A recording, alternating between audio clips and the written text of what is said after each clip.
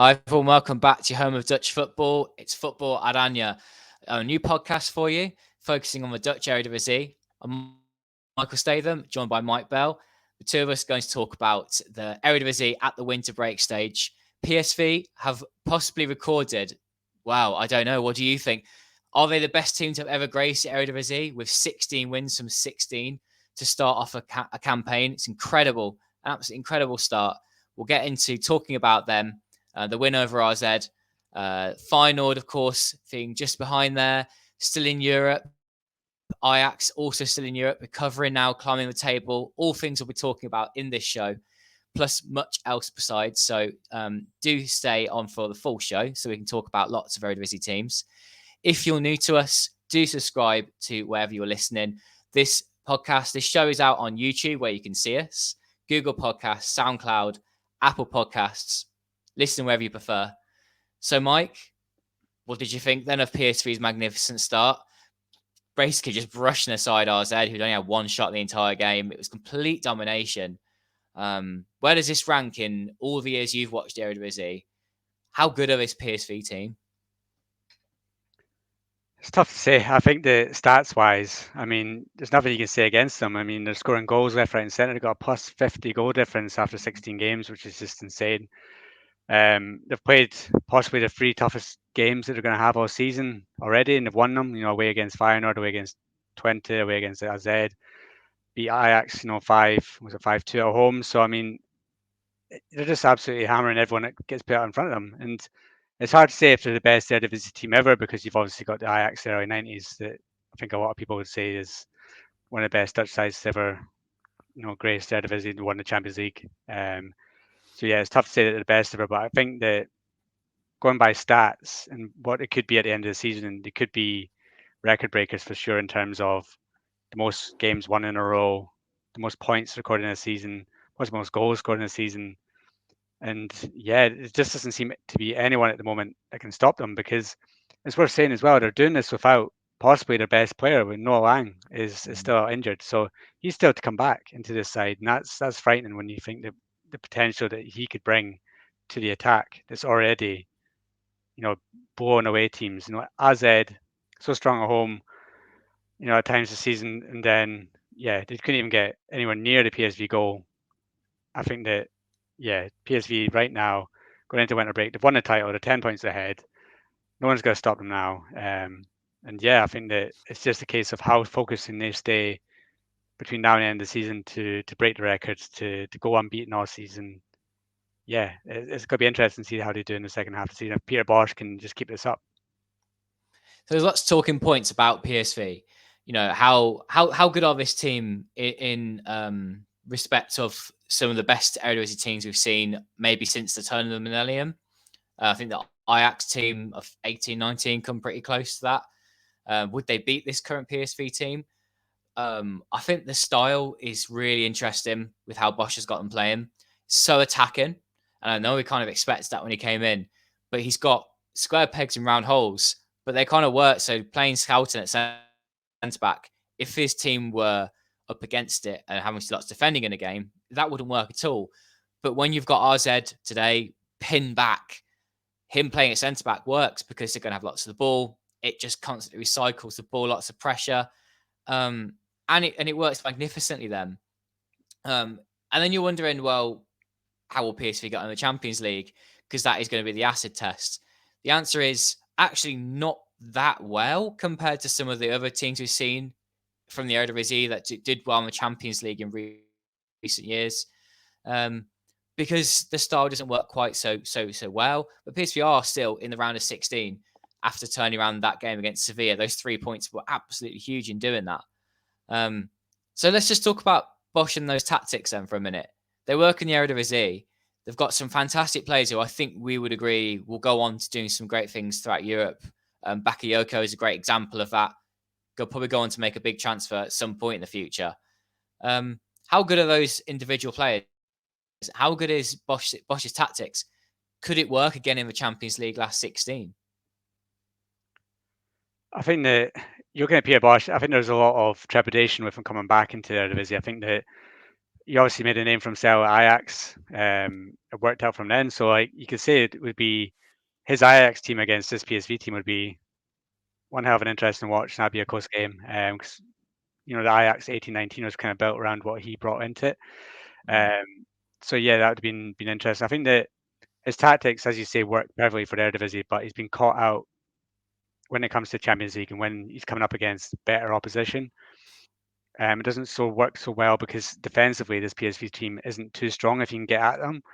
And if you're Arsenal at home and you're asking PSV to defend, it doesn't work out because you've got players like Romao. Sergio Dest is really good going forward, but at the back, a bit suspect. And then you're relying on Buscaglia to do it all on his own, or shouting to be in there in defence, and it doesn't really happen. But if they can go out in January and buy a new centre back to replace Romao and allow Shooting to move into midfield, then yeah, they could be. No team in the last 16 of the Champions League is going to want to draw them. There's no fear in this PSV side to go in and beat somebody. And you've got some teams in there that Champions League draw that PSV can beat. And there's a couple of teams that finished top of their groups, like Borussia Dortmund, I think Real Sociedad as well as one of them.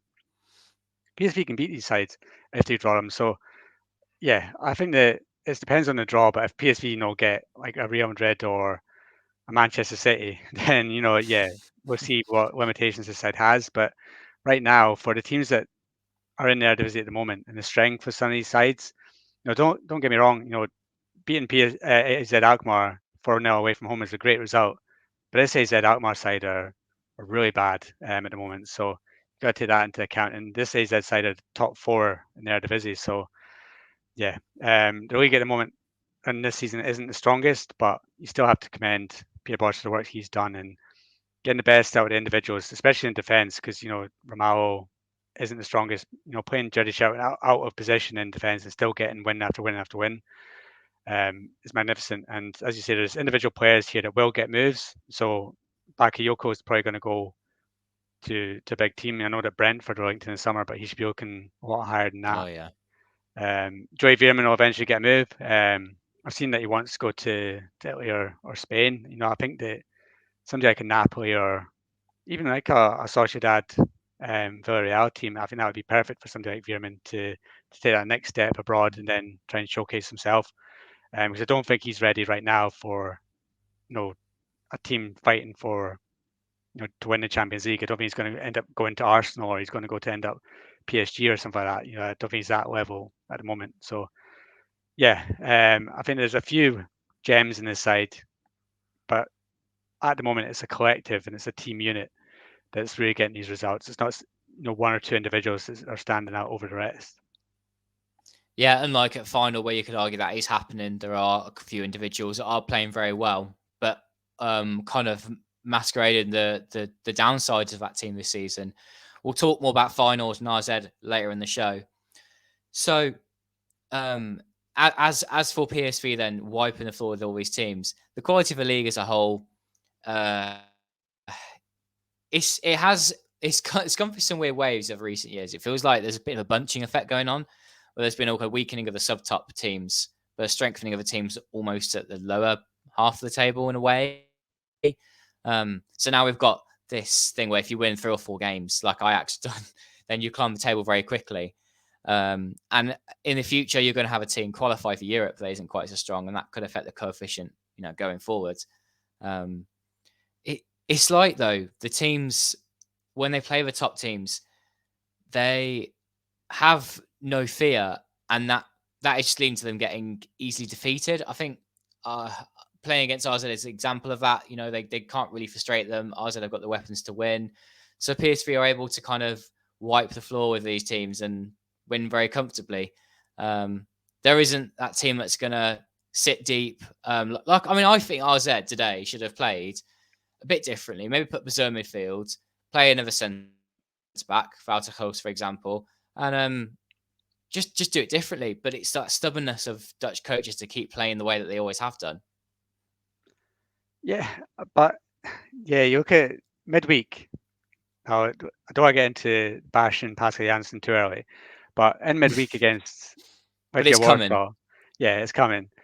He that was a must-win game for AZ. They're away against Legia Warsaw. They needed to win. And then he does some sort of weird defensive formation where he puts Denzel Cassius right back out on right wing, tries to play like a back five at some points. Doesn't work at all. You go down 2-0. He doesn't change it till too late. And obviously get a red card as well, which didn't help. But yeah, it's as you say, going into this game, you thought, okay, maybe he's going to try something a bit different again, go back five, try something new.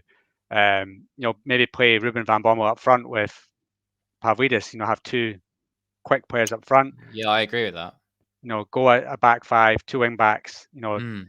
And try and defend and hit them on a counter. But he didn't. He just went back to 4-3-3, and then he brought David back and then dropped him again, and then he's played Ernest Poku, who hasn't looked at Eredivisie level yet, which is a shame because I think he is really talented when he plays for under-19s, but when it comes to top level, he doesn't look at that level yet. No. But then they paid all this money in the summer to get Sadiq in, and Sadiq can't even get a start at the moment. So yeah, it's weird things are going on at AZ. You can say that Jansen's tactics aren't working. He's not developing youth players, but also the board in the summer, whoever's doing their scouting, didn't do it well enough because the players that they've brought in, the two from Portugal, Sadiq, to an extent, Van Bommel, although I think that he has a lot more to show, just aren't performing at the level that they need to be to play for AZ. And yeah, some of the players are young, but Jansen's not getting the better of any of these players. The only player that you can say that's performing well this season is Pavlidis. Yeah. Jansen's not improved any of the youngsters in the squad whatsoever. And this is a team that won the Youth League last year. So they've got the best under 20 side in Europe at the moment. And none of them are coming through. None of them are improving. So yeah, that comes down to bad coaching.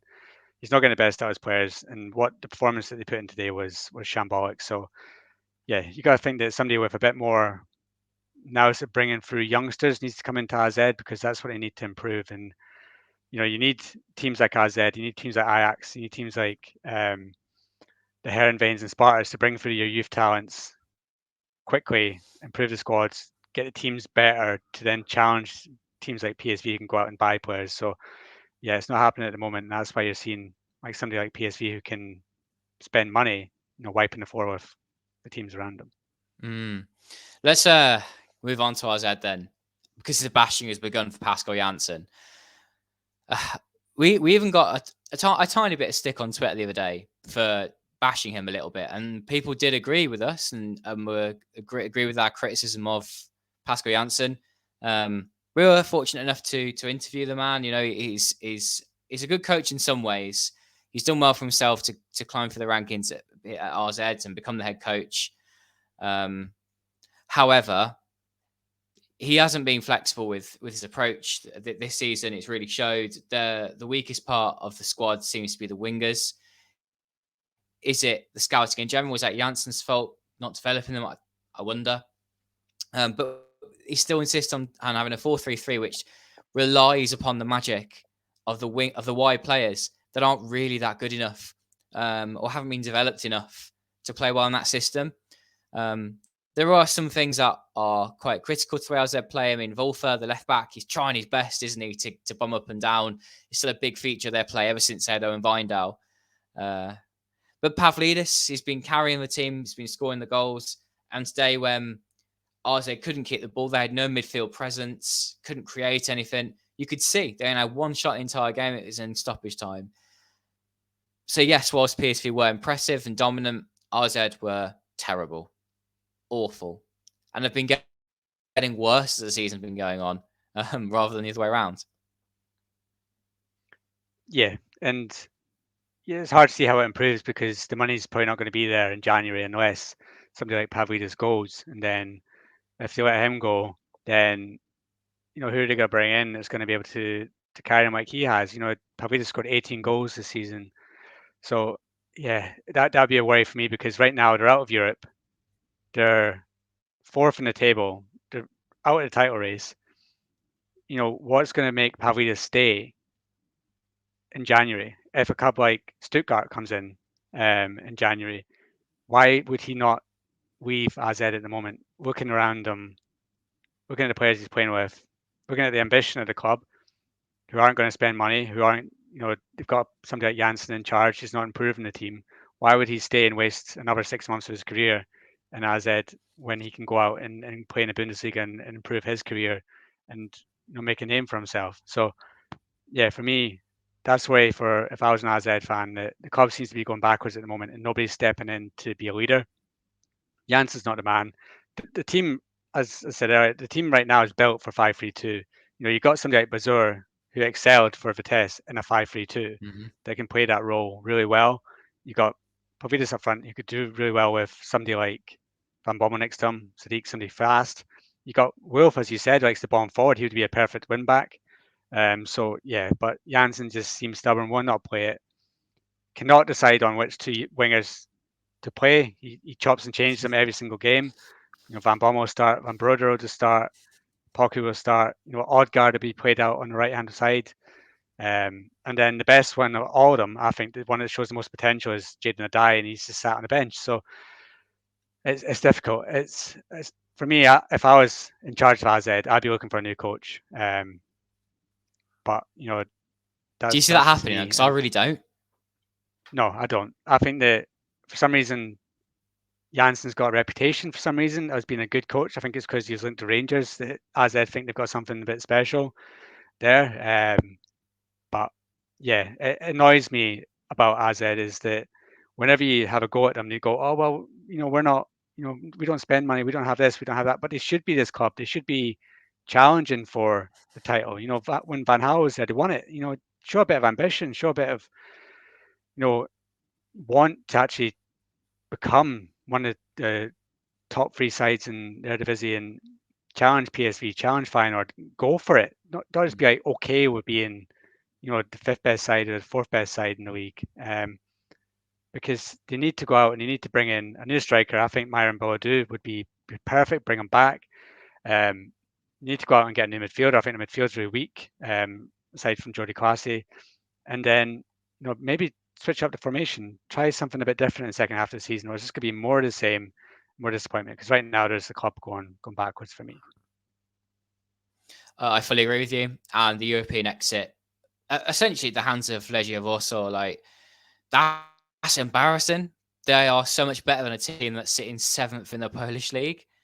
So that is evidence enough for me to say this team at the minute has got its flaws, but also the coach isn't getting the best out of the players that are there.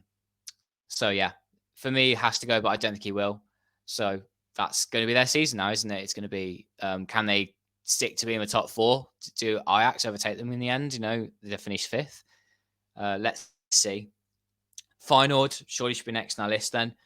They've had an up and down season so far. There have been some times where, at home in the Champions League, fantastic, some great performances. But then there was that blip where they lost to Atletico Madrid at home. They lost to PSV in the league.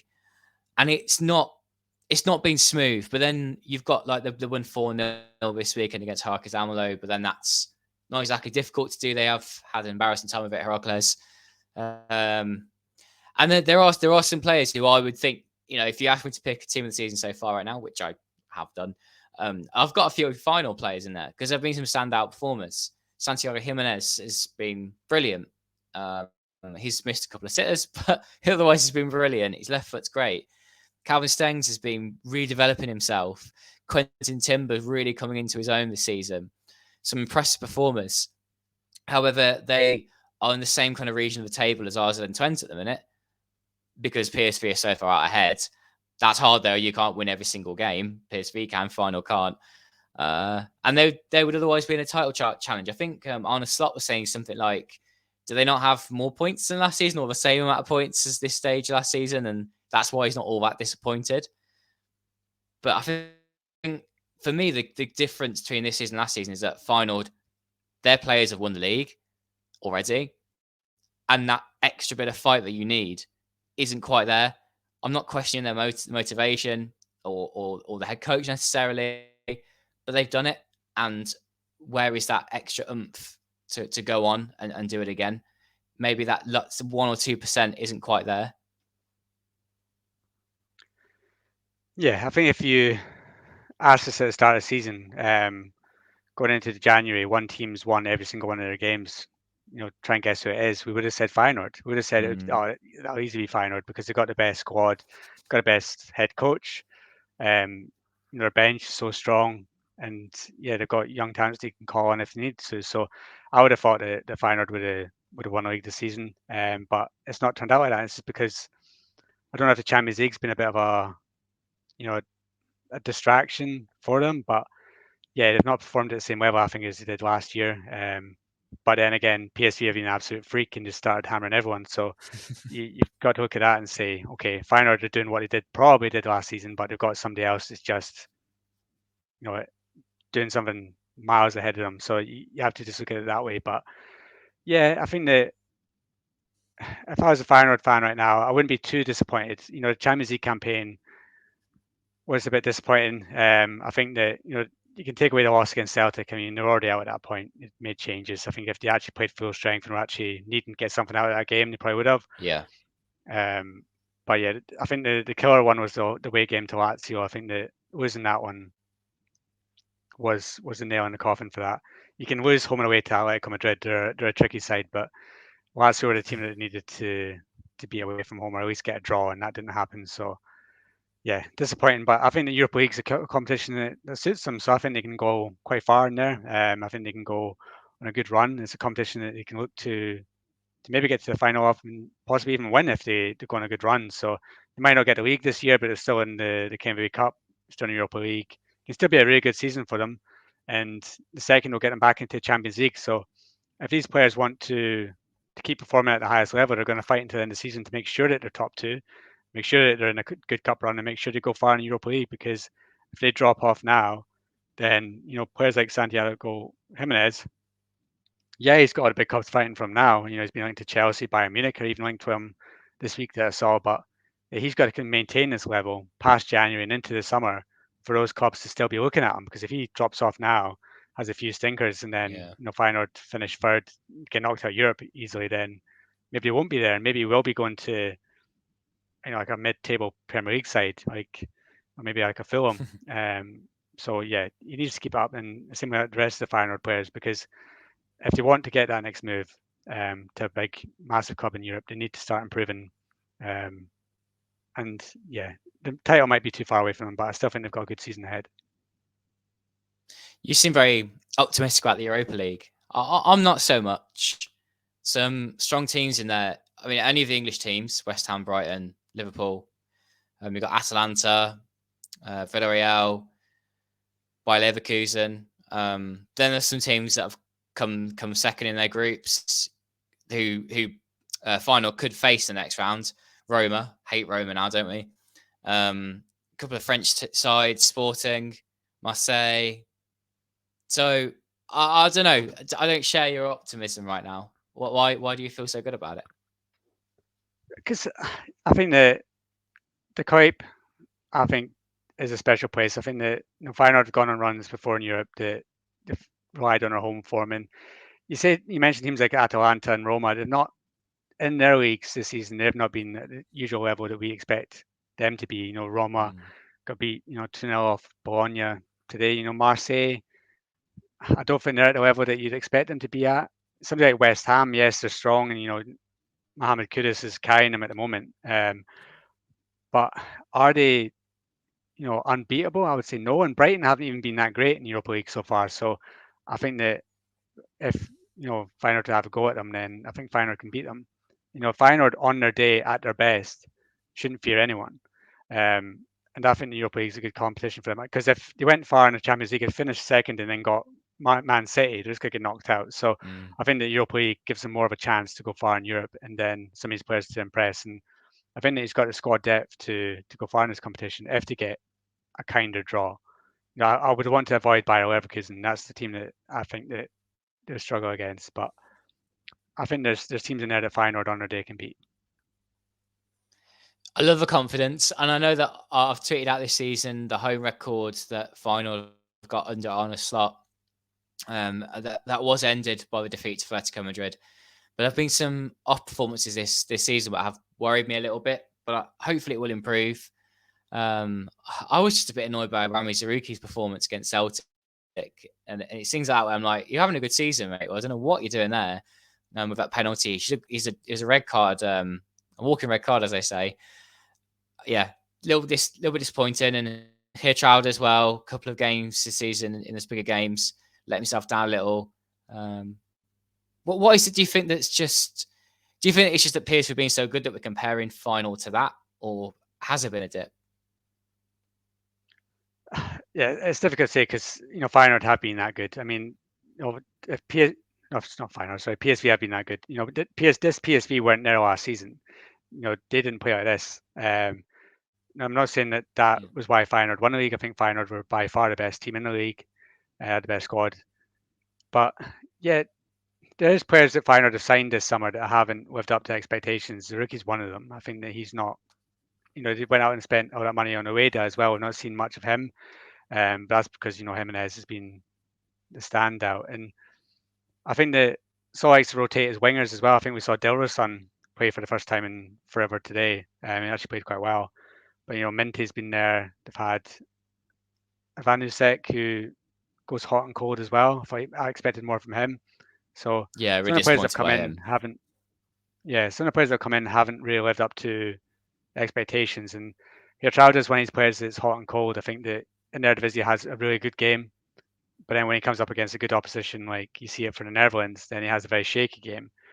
So yeah, it's hard to tell. I think that by the end of the season, we'll know how good some of these players are. I think that if they come out the second half fighting, I think the players like Timber, Stengs, they're the ones that are standing out at the moment for me. I think I think Quentin Timber's one of the standout players in the Eredivisie as a whole this season. yeah. Whereas at the start, you would have said Wiefer would have been the one at Feyenoord that you'd been watching out for, but I think he's been overshadowed a bit by his teammates, especially Timber and Steng. So, yeah, I think that there's a lot of positives around this Feyenoord side, but there is a couple of players that need to step it up. Wiefer, Ivanusek, Ueda when he comes on, the defence needs to come out into a bit more. Even Hartman's having hot and cold games at the moment at left back, so there's room for improvement to get this side far in the Europa League. I think that's what Arne Slot will work on in the winter period to try and just tweak those little things that need to tweaked. I don't think they need to go out and buy any players in January, but I think there's just a couple of things he needs to do. Get a couple of players in form, and then they can really push on second half of the season, finish second, go far in Europe, and then that'd be a decent season for them. Yeah, and that they still have quality. I still think that Arne Slot will prove just what a great coach he is this season. Just that he won't be winning the league title. I can concede that now. Having bat finals a lot to retain their title, it's just ain't going to happen. So let's talk about another team. League-wise, would we not go to Twente next? But I think Ajax are still a huge talking point that many of our followers, listeners wanted us to talk about. So we'll go to Ajax first, and then we'll go to Twente and some other teams that have been standing out throughout the league. Ajax, they were bottom of the league, but we both knew, didn't we? There was, I think, the last show we did about the Eredivisie, we said they've got a good run of games now. They're going to win a ton of them, and they'll bounce up the league. And I think we even said that they probably would climb up to fifth by about now, and they have. So that was predictable. But what wasn't predictable was Ajax drawing 2-2 with PEC Zwolle today. I haven't watched the game, but I did hear that PEC deserved to get back into that game, which goes against what we've maybe seen from Ajax recently, where they've been able to blow teams away. Today wasn't the case. Was it a situation maybe where Ajax have played a few days before on Thursday, put a lot of energy into beating AEK Athens, qualifying for the Conference League, and then it's a bit of a, and didn't quite have enough to get over the line? Yeah, and obviously Vanderskip was missing today. He was in Australia for his son's wedding. I don't think anyone would have begrudged him that, lost his wife. So that was definitely some time away that was needed for him. But yeah, I mean, it was two sides for Ajax because you had Brian Brobby, who has come into some great form now, carrying him a bit and scoring two excellent goals today. But then First one wasn't defensively, excellent. I think he nearly missed it, mate. yeah, well, the second one I was good. did see that. And then, yeah, it might have been offside as well. Fans saying it was a little bit offside, but he's coming into form. He's scoring the goals. These are ones that on another day at the start of the season he would have missed it. And now he's scoring them, so he's improving. At least his finishing's improving a bit. But the problem with Ajax is, for me, is defensively they still just look like they're going to concede goals constantly.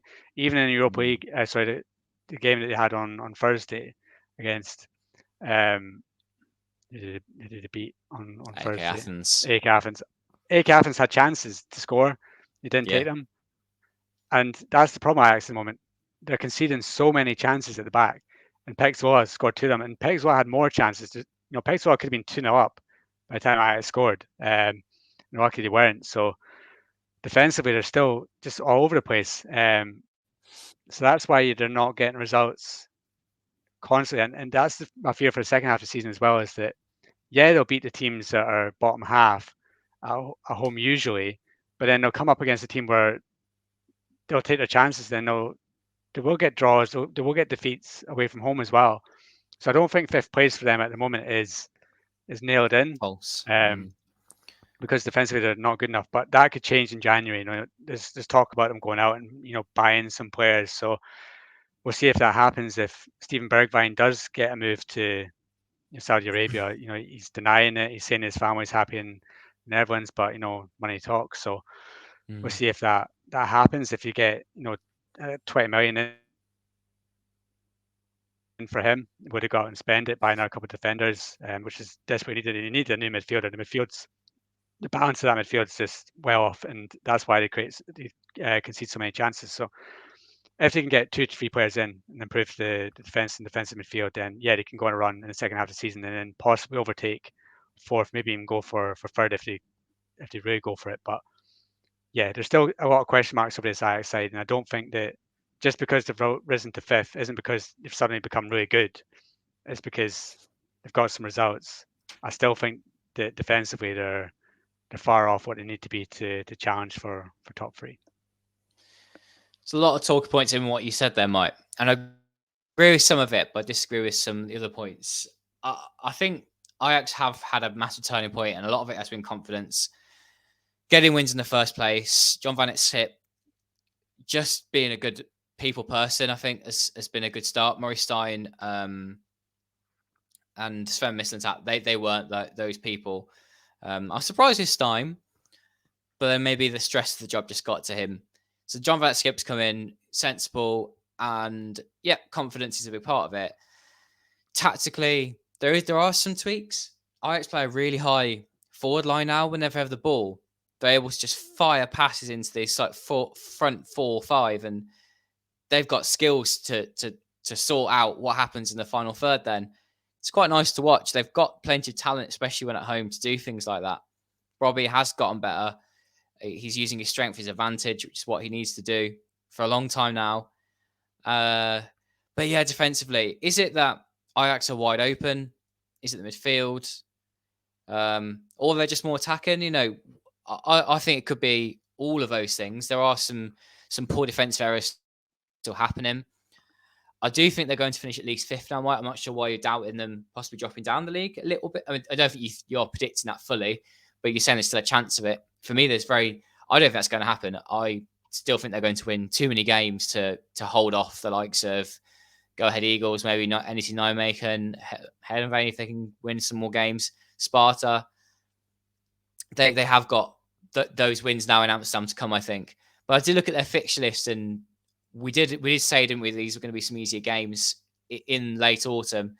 But then in the new year, there are several away tests coming up which look very difficult.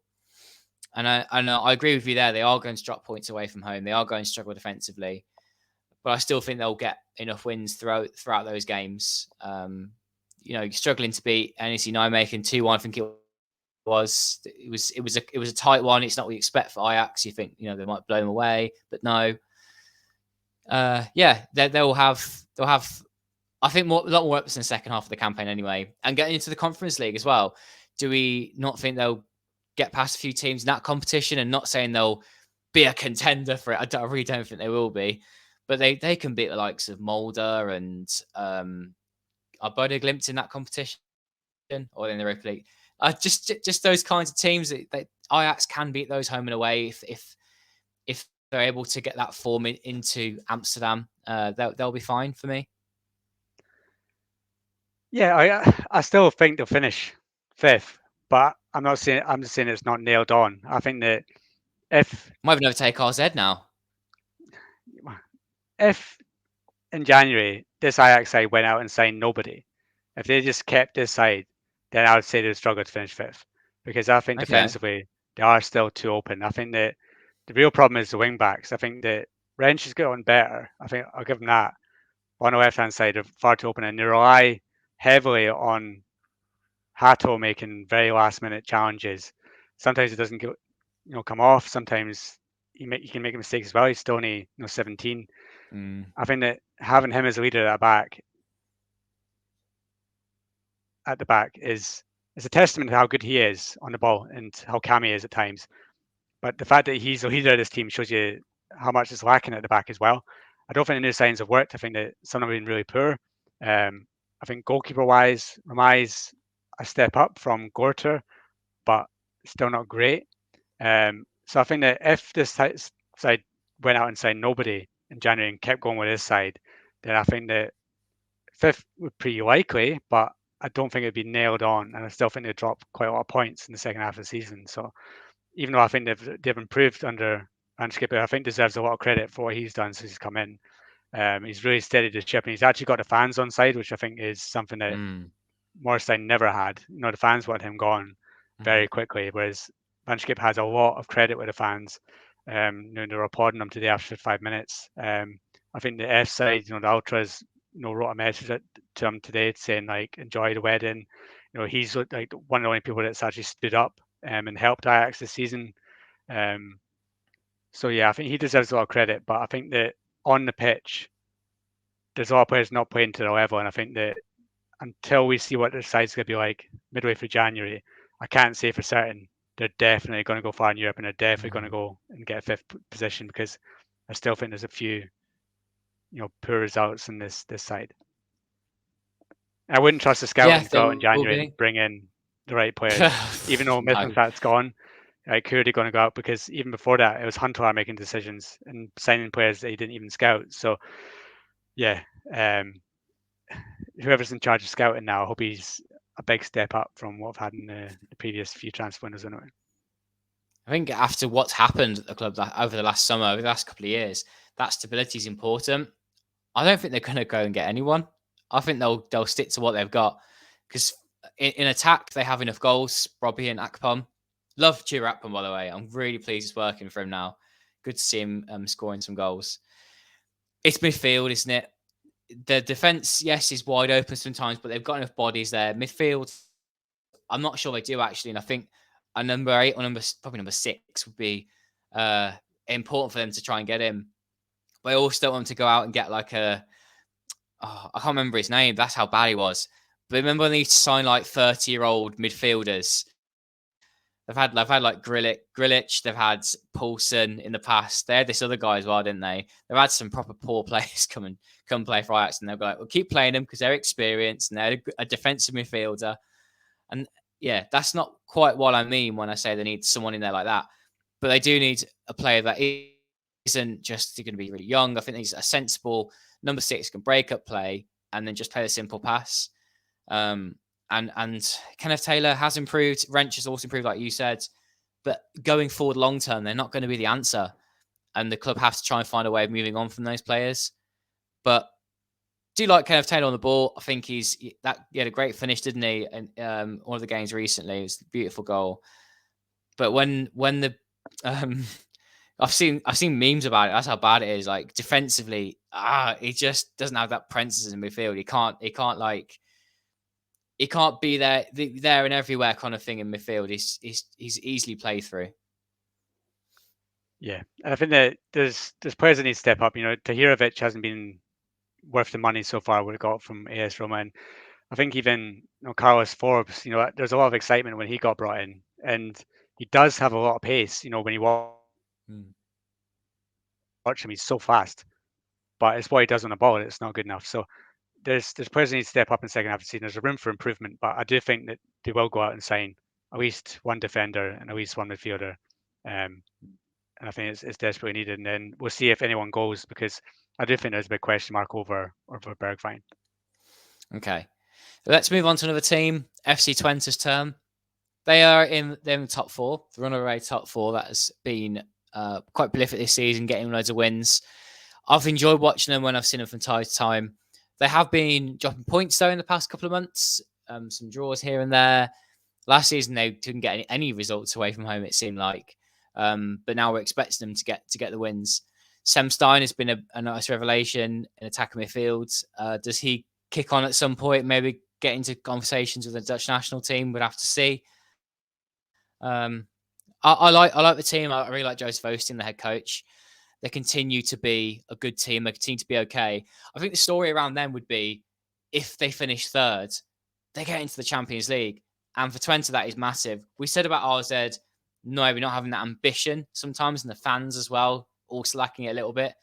Twente are delighted with where the club are sitting in the league at the moment, but they definitely have the ambition. And I'm sure that the club as a whole would be overjoyed with getting into the Champions League, and that will be a moment again for a huge club in the Netherlands to kick on and maybe try and maintain that kind of position in the league. Yeah, for sure. And I think that if they're ever going to do it, this is the season that Twente really should be looking at, snatching that third spot, getting into the Champions League. And I think that when you look at the sides around them, I think that they've got a great chance. I think that defensively they're good. I think that Hilgers is there. Yeah. They've got really good, strong defense. I think that in midfield, you say Sam Stein. I think they've got good players out and wide. The only question mark for me is Gaudet doesn't get enough goals up front. I think that they signed him permanently thinking he was going to come in and he was going to score a lot of goals for them. He hasn't. At times they rely too heavily on Stein scoring from midfield and then hoping that Van Boosven can grab one. So yeah, I think there is goals missing from this side. I think if they can improve that in the second half of the season, then there's no reason why they can't go on a run to grab that third spot. I actually disagree with that a little. I think Agalda's done all right. I don't think it's one of those things where he's done bad or very well. He's gotten a lot of assists, hasn't he, as well? And you can see that his pace is important. He is quite good in the box in the air. He's got a bit of presence about him. He does occupy defenders, and that sometimes helps if it's him and Van Volswinkel. That does work too. But yeah, there's that still that overlies, isn't there? We need goals from Stein. We need an impact from Van Volswinkel from the bench. That can be a little bit frustrating for Twente. They want to kick on and use Ogalda as scoring 2 or 3 goals in a game, be really comprehensive. But he isn't quite that type of striker, I don't think. And for me, it's they need a winger. They need a quality out wide. Think back to times when he had Dusan Tadic out wide.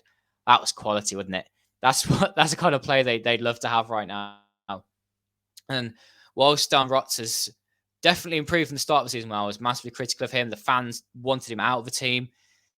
He's gone, and I think he's one of the top assisters in the league. So he has improved, but more is needed, more is required. And also, some people quite like Kyolo midfield.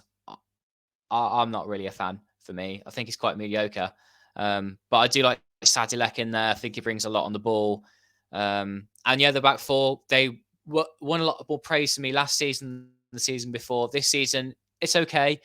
I think, to be fair, for a team that of a level of Twente, that's not a bad defense at all. I just think, why isn't Brennett back in that back four as well? Because I quite liked him when he was playing right back last season. Is he out the team because he wants to move away and Twente want to move on away from him now and use Samstead? I'm not really sure. But yeah, they're a good team. Yeah, I think they got it's the spine of the team. The spine of the team's good, but for me, Agalda, it shouldn't just be like a 2-3 goal a season striker. It needs to be an Eredivisie to kick on and to get a third place. You need someone up the top that's going to score you over 10 goals a season. All the other sides around him have got that. Feyenoord have Jimenez, PSV have De Jong, Ajax have Robbie, AZ have Pavlidis, Twente have Agalde. I mean, there's a drop off there. As much as he works hard for the team, there's a drop off when you take into goals into account. So that's where it maybe dropped down for me. if Sam Stein doesn't come on and score a couple of goals, if Vlap isn't scoring, who's getting the goals? Because today they played against the Sparta team that went down to 10 men, and then they struggled and struggled. Obviously, Sam Stein scored, but then they struggled to kill the game, and they only got out of there with a draw because Navarre popped up in the 93rd minute and got them an equaliser. But there's so many chances they missed in there as well, and I think that they're missing one finisher from being a real contender for that Champions League spot. But Galdi could come good in the second half of the season. I'm not writing him off totally yet. He showed it last season. I thought it was really good. So I think he does have the talent there. But yeah, I think that for me, I think 20 have a really good chance of getting third. I'd like to see it. I'd like to see them doing well. I'd like to see them pushing on. And it's good for Dutch football if they're back up to what they were before they had all the money troubles. I think the only thing that stops Twente from finishing third at the moment is a drop off from them, and then maybe an RZ taking it, or Ajax just ruling supreme and winning game after game. But because we're halfway through the campaign now, Twente's got a bit of a cushion to Ajax. I think at home they can get results if they need them. So could come the end of the season, if they've got a crucial home game, they'll probably win it. I think that could be enough for them. So if I were to put money on it, yeah, I'd put money on Twente doing it right now. And that would be really special and a great first season for Joseph Oosting if he can manage to do that. And then you've got guaranteed European football, and Twente will get knocked out at the last hurdle again, because that it's just infuriating. A team of their level should be in at least the Conference League and enjoying themselves in Europe. But yeah, a good team. And I think there's then that drop off, isn't there, between that top five and the rest of the league. And I've talked about Go Ahead Eagles a little bit this season. I do still like watching them, but they're not quite as well-oiled now. I think that all the games are kind of catching up with them a little bit. And it's Nijmegen winning for like 3 games in a week. That's really pushed them up the table. But again, they haven't got that level of quality that you need to be a consistent team. Finishing 6th, someone's going to accidentally finish 6th is basically what I'm saying. And at the end of the day, it's going to end up being a playoffs anyway, isn't it? From 6th to 9th this season. Depending what happens with a cup winner, you assume that it's going to be one of the top 5. If that happens, then we'll have a situation where, the playoffs will be 6th to 9th, like it was many years ago, I remember. And then Ekers Volvo, I think, slipped into it that one year. So it's going to be a nice battle to see who's in that top half. Some quality players will emerge, I'm sure. Do you know, there are a couple of players that have really stood out to me in this portion of the league. One of them is Sarawi, who I know you also really like, Mike. You said to me, you quoted him before, he said I think he's the best player outside the top 5. And I'm still finding it quite hard to prove you wrong. I think you could be right with that one. I do like watching him, quality. But there has been someone defensively standing out this season for NEC Nijmegen, and that's Calvin Verdonk. And I've got my team of the season so far kind of like taking shape. And this former final player, Verdonk, I think he's had a fantastic season. I've watched him a few times and thought he's standing out. They've had injury problems in defence, NEC, but he has continued to hold the fort there for them, playing at centre-back and at left-back. I don't have the stats in front of me, but he's won like the most tackles in the league. Like by far and away. I think he's really good at winning those tackles at any portion of the pitch, not just within his own 16-yard box. Things up there for clearances as well, blocks, that kind of thing. A very good defender. Just thought I'd give him a bit of a shout out there because Magnus Mattsson's been grabbing people's attention in that section of the league because of his 9 goals and I think 4 or 5 assists so far this season. A great return for a mid-table team. But yeah, some stand-up players for me there. Is there anyone in particular that's kind of drawn your eye in the top half of the league? I think that I'm trying to think of teams outside the top 5. Mattson is one that, when you're doing a match first and he keeps scoring and you keep watching the games and he keeps popping up with goals, he is doing really well. I think Kitolono of Sparta as well, I really like him in midfield. Yeah, I like him. And he's got a good future ahead of him. I think he'll get picked up by one of the top sides. Like, this is one of these seasons that there isn't anyone really standing out. Like, there isn't someone it's that's missing coming some out. Young players, isn't it? Yeah, there's not a team that's just coming from nowhere to be a surprise package. Like Sparta were last season. There's not that team this year. There's teams that have threatened to do it, but then they fall down. And it's one of the things about the Eredivisie this season that there is a bit of a quality drop off because outside that top 5, anybody can beat anybody. And you've seen that this weekend where Heerenveen, in a good run of form, are home against Volendam, who are rock bottom, and Volendam come out on top. So it's one of these weird weeks where it doesn't matter how good you are. NSA could win 3 games in a row. They go and play RKC Waalwijk at home, and then RKC Waalwijk will win 2-1. It's one of these strange leagues where it doesn't matter how, if you're outside the top 5, you can just see them losing to anyone. And that's a good thing for European playoff spots, because it's going to make it very dramatic until the last day of the season, who's going to get there. But Sparta aren't as strong as they should be. NSA are improving, but they're still the draw specialists in the league. Heerenveen, 1 week they're great, 1 week they're an absolute shambles. So yeah, outside the top 5, it's hard to really pick standouts, because I don't think anyone's really been overly great so far this season. I think with Heerenveen that they did have what was like 71% at least of the possession against Volendam. Almost all the shots. Volendam only had 2 shots the whole game and scored 2 goals. There's still that kind of difference in quality that when Volendam travel away to one of these better teams, they are gonna try and sit deep and see out for a point, that kind of thing. But then Heerenveen, did they have the quality to, like, they don't have that strike at the moment, it feels like, that's gonna score them goals and push them at the league. They've had fits and starts with who's been scoring the goals. Whereas before we've seen like there'll be someone that will score 20, 25 goals for a mid-table team for that season. They finish higher at the league. They get sold for good money. Doesn't feel like it's happening this time. Because they've got Mats and NAC, but there's not like a striker, is there? I thought it might have been Ogawa, but that's not really happened for him either. No, and same with Lauritsen at Sparta. I mean, he's got a couple of penalties today, but he's not had a season that we expected from him. Heerenveen were playing Pelle van Amersfoort as their striker at the moment. So, I mean, he was an attacking midfielder for years. So that just shows that teams are struggling. Michael Kramer is still scoring goals in the league. That tells you all you need to know about the quality of strikers that are in the Eredivisie at the moment. And there doesn't seem to be anyone stepping up. And even look at Utrecht, we've not even talked about them yet, who are improving under Ron Jans. They should still be the 6th best team in the league. Yeah, but they still just drop points against teams that they should be beating, and they're quite frustrating. If I was a Utrecht fan, I'd be tearing my hair out, because the games that they should win, they lose. The games that they end up getting pucky points away against teams like Ajax, but then next week they're absolutely hopeless. And if you look at their squad, and their squad's so strong, it should be so much better than half teams in Eredivisie, but they just don't seem to be able to turn those draws into wins.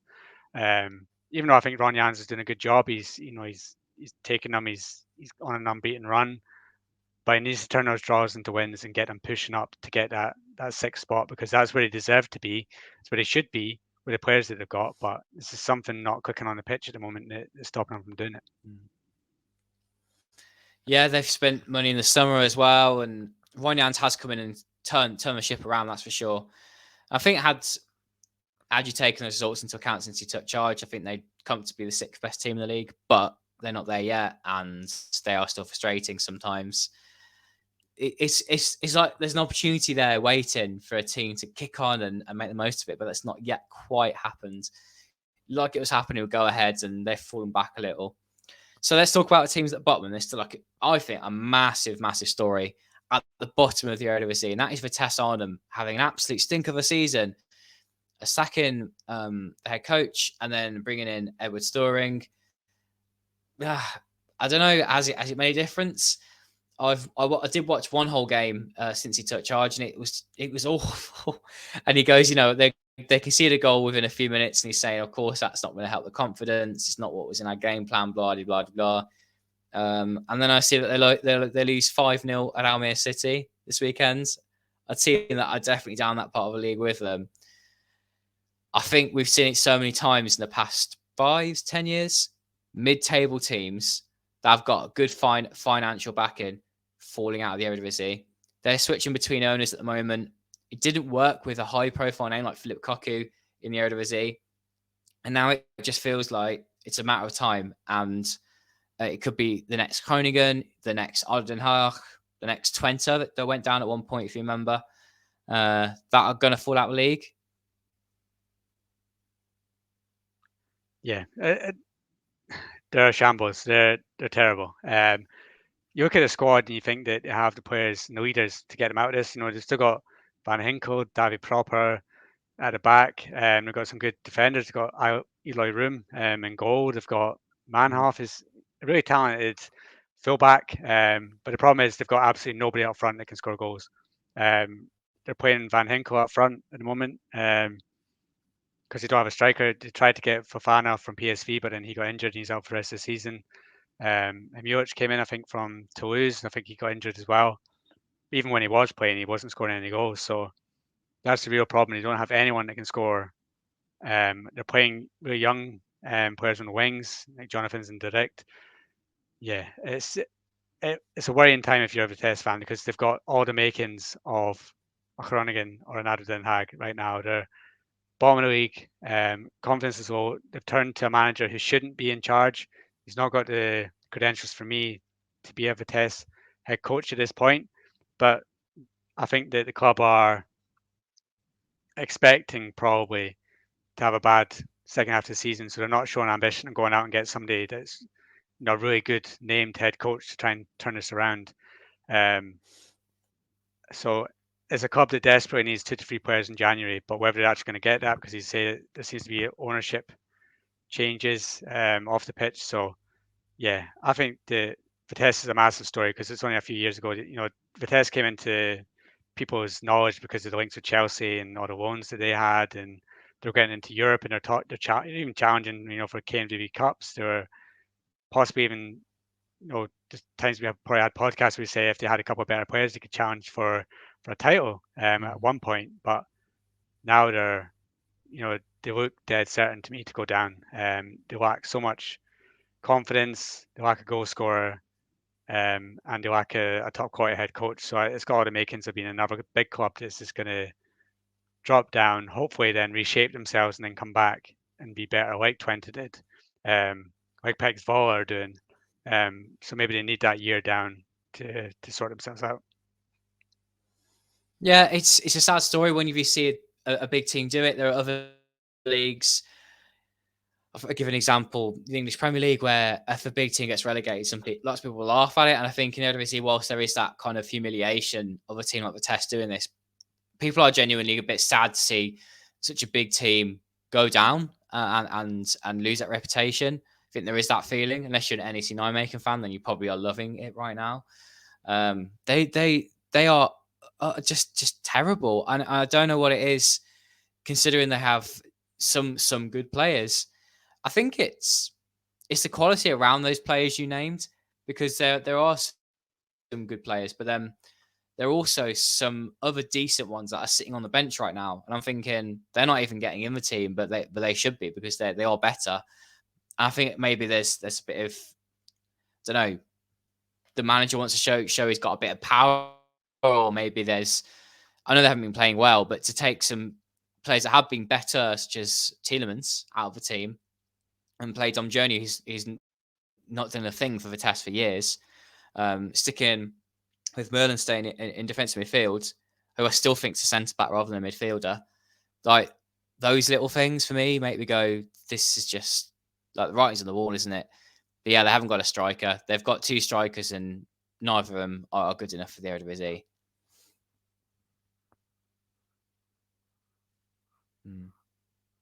Yeah, it's like Groningen last year when they went out in January and they tried to sign all the players to try and stop themselves from going down, like Elvis Manu, and they couldn't do it. And that's what I expect to see from Vitesse in January. I expect them to go out and try and bring in 3 to 4 players as a bit of a crisis move. And if it doesn't go well, then they're going down. I mean, the good thing for them is that they've got Heracles ahead of them, they've got Volendam ahead of them. 2 clubs that also don't look very good. So if they can get the right players in January, get some confidence, then they might get out of it. They might get to the playoff spot and survive that way. But yeah, right now it's looking bleak. So anything else you want to talk about, Mike, with the bottom part of the Eredivisie? I have to say that Pex Vola doing well was a refreshing change. But apart from that, there are some teams that are really struggling, and it's going to be, I think, quite tight for that relegation bottom 3. for the second half of the season. There could be maybe 5-6 teams sort of in this fight. Yeah, it's going to be a tight one to end the season for the European playoff spots for relegation. I think that's what you're looking at Eredivisie for now. I think that there is some teams at the bottom like Heracles, Almere City, even though they won 5-0 against Vitesse, they've still got a question mark whether they're strong enough to stay in there. RKC aren't doing that well. They'll still drop down there. You've got Fortuna Sittard who could probably get dragged into it after a couple of bad results. So there's definitely teams down there that can fear that they can be relegated after a couple of poor results. And Pegsville, I think that they are a refreshing team because they've come up. They've got some good players. I think that David Van den Berg was one a few years ago that was looked at when he was coming through at Utrecht as being possibly one to watch, and he got injured and then he had to drop down a few divisions, and then he's found himself at Pegsville. Same with Villanis as well, and midfielder who was at Utrecht and seemed to always be on the cusp of making his breakthrough, but it never happened, and he's had to drop down. He's come up with Pegsville and he's doing really well. So yeah, I like to see them back to being what they should be, which was mid-table, possibly challenging for Europe side. They had that ambition when they were winning the KNVB Cup. Ron Jans was in charge, so that's a nice story for the season so far. Almere City, even though they're still in trouble, is a nice story. I thought they'd come up and get whipped every week, but they're proving me wrong. I think that they're a lot better than I thought they were. So that's nice to see. So it's going to be tight at the bottom. A lot of clubs will be looking at January to possibly bring in a couple of players, and they've got a couple of weeks to try and plan for that. I can't see a lot of players leaving the Eredivisie. I don't think there's many top quality names that are going to get picked off this January, so I can't see a lot of players leaving, which is good as well. So yeah, I think that so far, first half of the season's been an interesting one at top with PSV running away with it. Then at the bottom, you've got such a big name like Vitesse, rock bottom, which is an interesting story. So yeah, I think it's been an intriguing first half of the season, and who knows what the second half will have in store for us. Yeah, as always, Mike, love chatting about the Eredivisie. Love watching the games, and it's great that people, of course, love listening to this as well. And if you still listen to this section of the podcast, thank you very much for tuning into this. And we love giving you a nice hour-long podcast about the Dutch Eredivisie. So if you enjoyed it too, give this a like, no matter where you're listening. Subscribe to us if you're new and you listen to us on YouTube. And there's plenty more over on our website, football-oranje.com. If you don't know who we are, we do Dutch football in the English language, and there's plenty more from us throughout the season. So stick around. And of course, if you are already subscribed to our channel, do leave a comment down below about the show, about any of the top teams that you support. Let us know what you're thinking. But that's all from us for now. If we, of course, don't chat to you over the Christmas break, Merry Christmas to everyone, Happy New Year to you all, and much more from us in the new year. Well, of course, we have many good things, just the Euros coming up, Mike. Yeah, well, we've still got a team in the Champions League, still got the Euros coming up. So, I mean, there's plenty going on. Dutch people land, and then, yeah, the build up for the Euros is going to be a big one. A lot of exciting articles to come, a lot of exciting friendlies to come. Netherlands against Scotland in March, Netherlands against Germany in March. So that'll be interesting to see, the team that gets put out then, if Koeman's going to look to give a few players a chance to earn a place in the squad, like Ravenberg. So yeah, we've got injuries coming back. Botman's back. So Memphis is back. So yeah, it'll be interesting for the next few months to see who can earn a place in the squad. Joshua Zirkzee doing really well in Bologna as well. So yeah, a lot of intriguing stories around Europe. Yes, lots more to come from us. And like we said, we'll chat to you soon, everyone. And if you would mind, give us a like, subscribe, and comment down below. Bye for now.